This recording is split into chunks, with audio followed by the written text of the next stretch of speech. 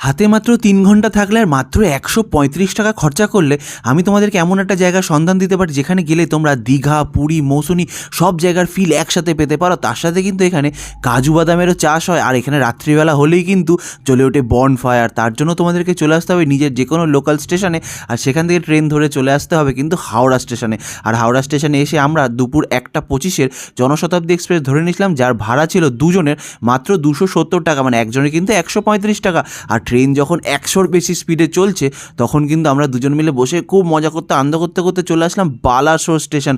বালাসোর স্টেশনের বাইরে বেরিয়ে তুমি এখানে দেখতে পাবে প্রচুর গাড়ি আছে, যে গাড়িগুলো তোমাদের বাগদা বিচে নিয়ে যাবে। কিন্তু আমরা যেহেতু আগে থেকে নাম্বারে বুক করে গেছিলাম, তো এই নাম্বারে তোমরাও যদি বুকিং করে রাখো তাহলে তোমাদের জন্য কিন্তু গাড়ির ব্যবস্থা দাদাই করে দেবেন, যার ভাড়া কিন্তু অনেক কম।